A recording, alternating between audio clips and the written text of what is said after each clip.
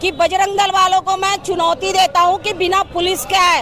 अरे पन्ना लाल, तू खुद संविधान और पुलिस कानून बोलते रहता करके इतना मार खाएगा। अब तू जहां दिखेगा वहां पूरा हिंदू संगठन वाले तेरे को बहुत मारेंगे, और उस मारने वाले में ज्योति शर्मा सबसे पहले। तो मार खाने वाला काम करते हो तो मारूंगी ना। और ये लड़कियां जो अनाप शनाप बोल रही हैं, अभी रायपुर में जो हुआ है मेरे बजरंगी भाइयों के लिए, तो लड़कियां अपने इज्जत अपने हाथ में होती। तुमको बता दूं, तुम अपनी इज्जत। अरुण पन्नालाल आज से बदमाशी कर रहा है, वो शुरू से बदमाशी कर रहा है। धर्मांतरण का सबसे बड़ा चेहरा कोई है तो वही व्यक्ति है, इतना मैं जानता हूँ। और पन्नालाल जो है धर्मांतरण का प्रमुख मुखिया है, वो बजरंगियों को उकसा रहा है। और इसका जिस तरह से उसने उकसाया, जिस तरह की भाषा का उसने उपयोग किया है, उसका परिणाम में तो जल्द देखने मिल जाए। कहीं ना कहीं काम नहीं किया, जिस दिन ठोकना चालू करेंगे, रे सुन रहे पन्नालाल, तेरा बाप दिन हम ठोकना चालू करेंगे। किसको ललकार रहे रे? पुलिस का आड़ बोलता है।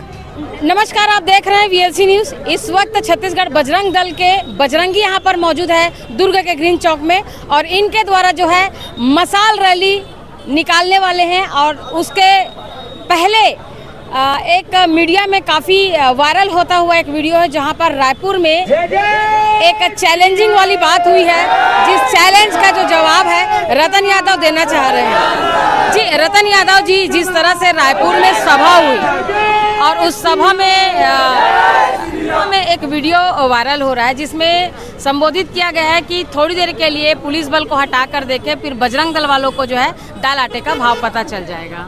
जो व्यक्ति बोल रहा है ना, वो हमेशा ऐसे ही झूठ बोलता है, ऐसे ही अपने लोगों को बरगलाता है। वो वहाँ बैठ के हीरो बन रहा है, अपने लोगों के बीच में भीड़ में बैठ के वो हीरो बन रहा है कि बजरंग दल को आ जाए पुलिस को छोड़ के। वो खुद उकसा रहा है कार्यकर्ता लोगों को। तो अब उसको आने वाले समय में परिणाम भी दिखेगा। लेकिन मैं ये कहता हूँ कि इस प्रकार के बात करने का कोई ज़रूरत नहीं है, लेकिन उसने किया, उसकी आदत है। अरुण पन्नालाल आज से बदमाशी कर रहा है, वो शुरू से बदमाशी कर रहा है। धर्मांतरण का सबसे बड़ा चेहरा कोई है तो वही व्यक्ति है, इतना मैं जानता हूँ। और रही बात आज के इस कार्यक्रम का मुख्य उद्देश्य है, क्योंकि 14 अगस्त है और हम पूरे हिंदू समाज के लोग और समस्त हिंदूवादी संगठन के लोग अखंड भारत संकल्प दिवस के रूप में इसको मनाते आए हैं। क्योंकि हमारे देश को जिस तरीके से विभाजित किया गया षड्यंत्र करके, हम सब मिलकर युवा साथी एक बार यही बार हम लोग हर 14 अगस्त को नारा लगाते हैं और कार्यक्रम करते हैं और लोगों को जागरूक करते हैं कि जितना ज़्यादा से ज़्यादा हो सके लोगों को जोड़िए अपने साथ और बताइए कि हमारे देश को षड्यंत्र के तहत काट के आधा किया गया, जिसको पुनः हमको अखंड बनाने के लिए यह शोभा यात्रा मसाल जुलूस के रूप में हम लोग सदियों से मनाते आ रहे हैं और प्रतिवर्ष मनाते हैं। इस वर्ष भी इसी को लेकर के हम मना रहे हैं शोभा यात्रा। ये जो मसाल यात्रा जो है, ये यहाँ से लेकर पटेल चौक तक जाने का है और यहाँ से हम लोग जाएंगे। और हमारा सिर्फ एक ही उद्देश्य है कि हमारा भारत अखंड हो, भारत अखंड हो, अखंड हो, अखंड हो, अखंड हो, भारत अखंड हो, भारत अखंड हो।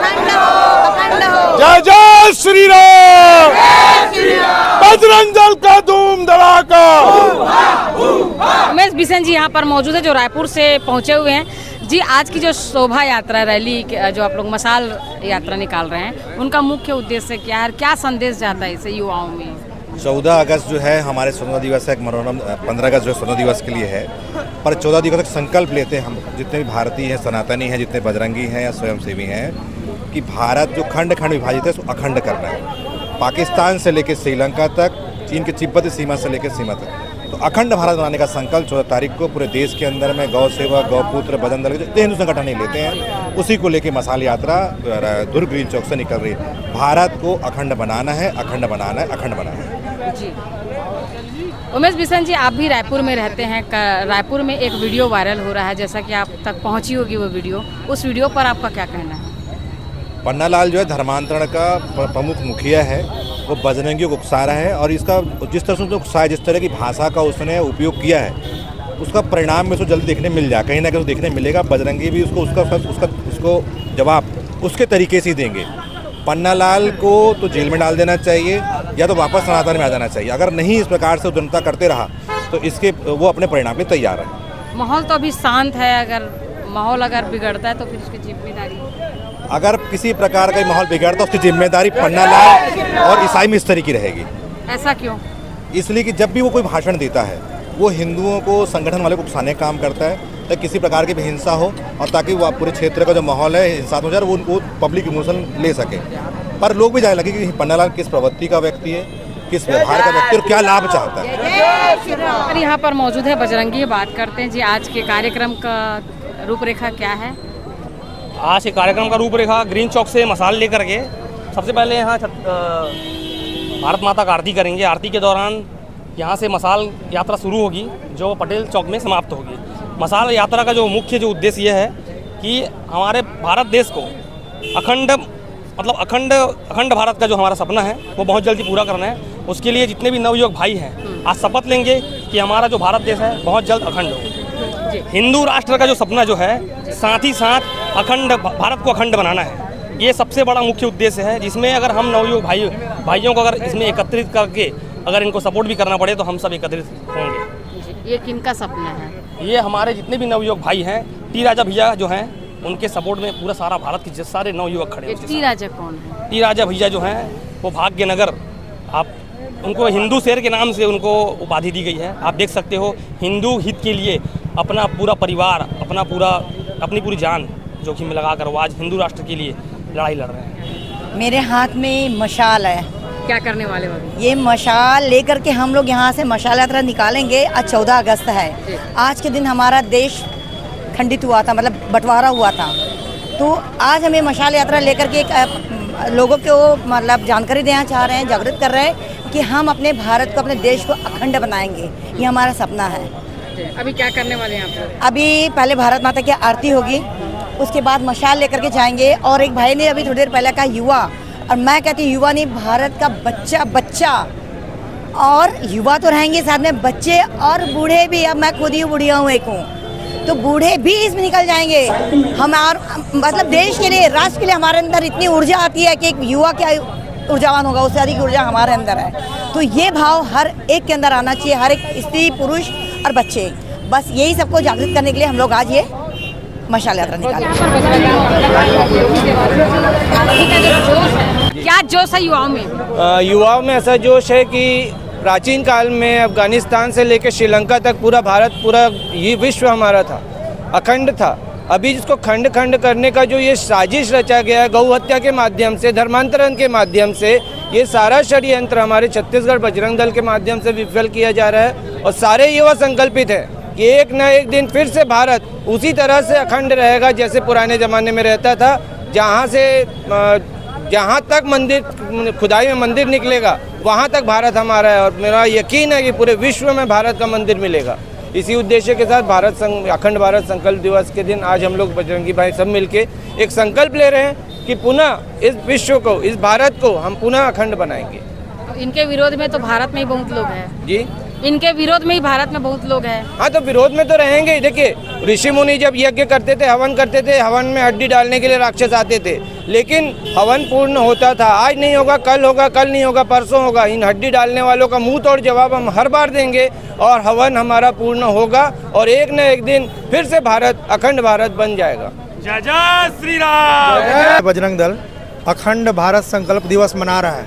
कश्मीर से कन्याकुमारी तक ही नहीं, बल्कि अफगानिस्तान से थार तक, भुज तक पूरा भारत जो है वापस होने की चिड़िया बनेगा।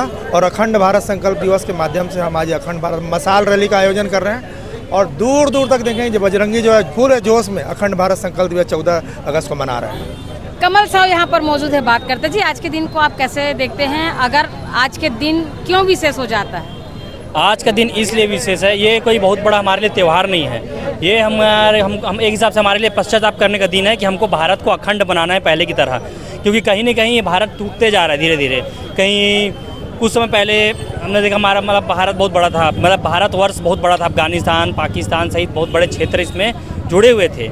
और हम ये विभाजन होने का मुख्य कारण हमारे हिंदू ही है, जो अपने जाति धर्म मतलब जो जात समुदाय में बढ़ते चले गए और कहीं ना कहीं वो हमारे हिंदू भाई है जो आज के देश में जो बांग्लादेश है, जो पूर्वी पाकिस्तान था पहले, उसके विभाजन में मुख्य कारण हमारे हिंदू ही थे, जो अलग से होकर रहना चाह रहे थे, अलग देश बनाकर रहना चाह रहे थे। आज क्या हुआ? आज उनकी दुर्गति ऐसी हो गई है कि वो चाहते हैं कि हमको कोई बचा ले, बांग्लादेशों में उनको मारा जा रहा है, हमको वापस इंडिया में रख लिया जाए। तो ये उस दिन कहाँ थे?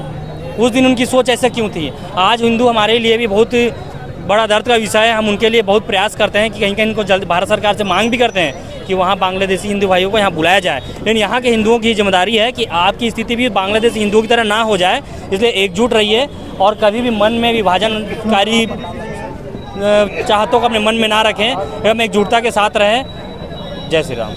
छत्तीसगढ़ बजरंग दल के तत्वाधान में आज संकल्प यात्रा निकाली जा रही है, जिसमें हमने संकल्प लिया है कि जैसे एक समय हुआ करता था जिस समय हमारा देश पूरा अखंड होता था, आज संकल्प के साथ साथ अपने आप में हम प्रतिज्ञा लेते हैं कि आज नहीं तो कल ये लड़ाई लड़ते रहेंगे हम, और लड़ाई लड़ते ही लड़ते अपने देश को अखंड बनाएंगे। बजरंगियों का उत्साह कैसे है?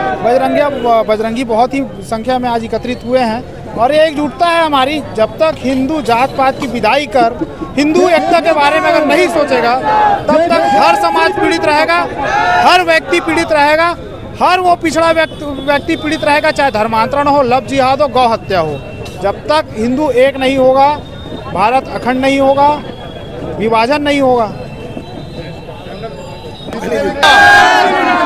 जय जय श्री राम। ज्योति शर्मा जी इस मसाल रैली में पहुंची हुई है, इनसे भी बात करते हैं। जी ज्योति शर्मा जी, आज के कार्यक्रम किस तरह से है और आप कुछ कहना भी चाह रहे थे? आज अखंड भारत दिवस है, उसके लिए हम पूरा हिंदू समाज, हिंदू संगठन सभी हम मसाल रैली निकाल रहे हैं। और एक चीज कहना चाहूँगी विशेष तौर से, जो पन्ना लाल अभी जो बोल रहा था 2 दिन पहले रायपुर में रैली निकली, उसके लिए कि बजरंग दल वालों को मैं चुनौती देता हूं कि बिना पुलिस के आए।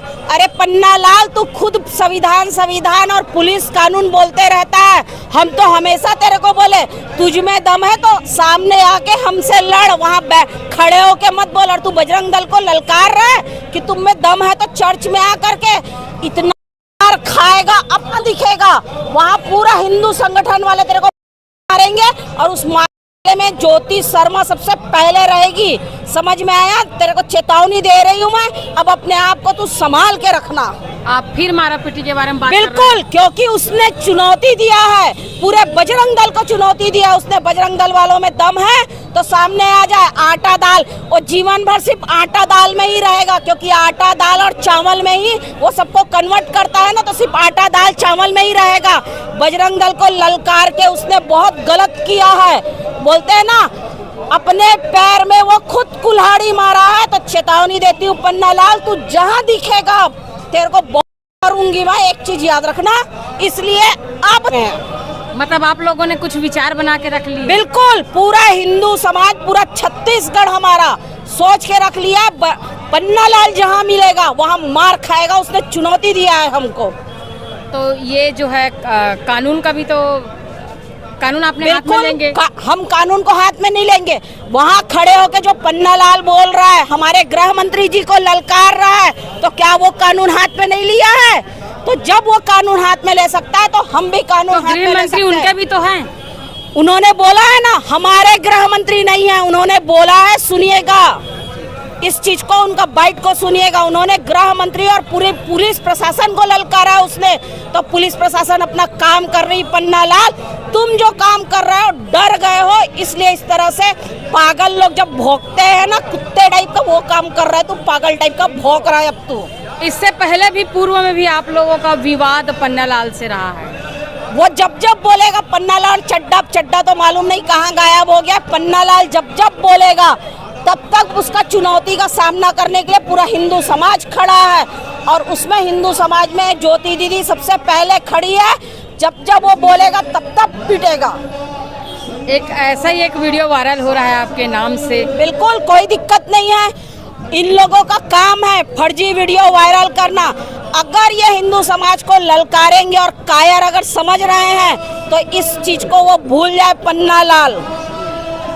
तो अभी आप लोगों के द्वारा, बजरंग दल के द्वारा कोई ऐसे कार्यक्रम आप लोग ने तैयार किए हैं जिस पर मिशनरियों को कोई जवाब देना चाहेंगे आप लोग? नहीं, देखिए, जहाँ धर्मांतरण होगा वहाँ पर हिंदू संगठन जाएगा, उसका पुरजोर विरोध करेगा और जो भी कार्रवाई है वो हम करवाएंगे पुलिस प्रशासन से, जहाँ भी धर्मांतरण का काम होगा। जी, अभी आप कुछ कहना चाहेंगे?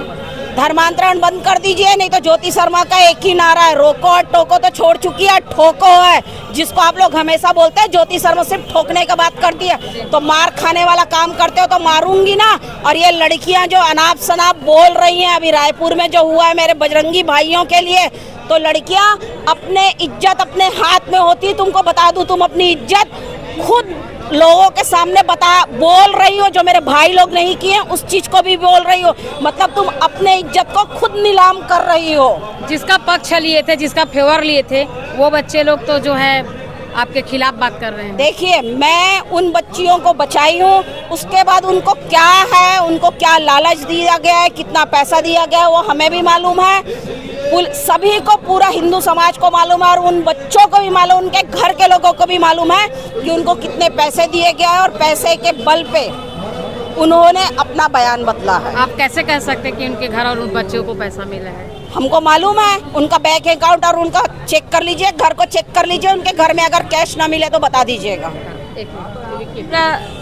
मतलब पूरे भारत के लोग देख रहे हैं, उस सबका कहना है कि आप मार रहे हो, और आपने जो वीडियो बनाए हैं वो वीडियो में तो आप दिख रहे हैं कि लोगों को चिल्ला रहे हैं। मैं सिर्फ चिल्ला रही हूँ, अगर कहीं पर भी थप्पड़ मारी होंगी किसी को भी। आपने लाइव वीडियो क्यों बनवाया? मतलब आप वहाँ पर जब अंदर गई तो वहाँ पर आप? बिल्कुल, मैं वीडियो इसलिए चालू की, जैसे ही अंदर घुसी हूँ माइक लगा के वीडियो चालू की हूँ, क्योंकि मुझे मालूम था इन लोग झूठा आरोप लगाते हैं, नहीं मारे रहोगे फिर भी मारते हैं।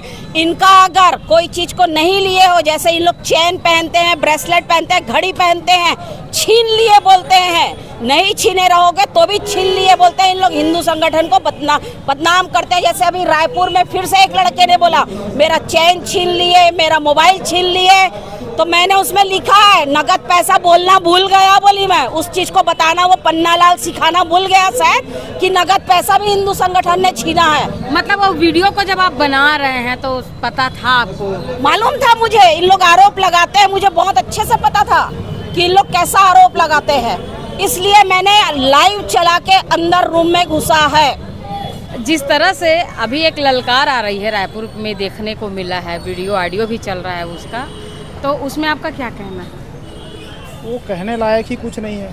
जो व्यक्ति है अरुण पन्ना लाल, वो एक बार अभी आए थे, इनके लोग पकड़ाए थे दुर्ग में, तो बजरंगियों ने पीटा, ये वो करके वो रो रहे थे नारायणपुर एसपी के पास में। जब हम नहीं पीटे हैं तो ये लोग ऐसा रो रहे हैं। और जिस तरीके से ललकार रहा है चर्च में घुसने की, जिस दिन बजरंगी आ जाएगा ना, इसका औकात नहीं है। ऐसे बात मत करिए। नहीं, जो हिंदू समाज के खिलाफ जाएगा, हमारा रोको टोको अभियान अभी चल रहा है, हमने अभी किसी को ठोकने वाला काम नहीं किया। जिस दिन ठोकना चालू करेंगे, पुलिस का आड़ बोलता है, पुलिस को तुम बुलाते हो, हम नहीं बुलाते। आर पार की लड़ाई खेलनी है तो आजा भिलाई, देख लेंगे तेरे को। माइक में चिल्लाने से कुछ नहीं होता। मतलब ये आक्रोशित वाली बात, कानून को अपने हाथ में लेने वाली बात तो गलत बात है ना? नहीं, बात बिल्कुल गलत है, हम कानून का पूरा सम्मान करते हैं, लेकिन सामने वाला व्यक्ति की टोन देखिए।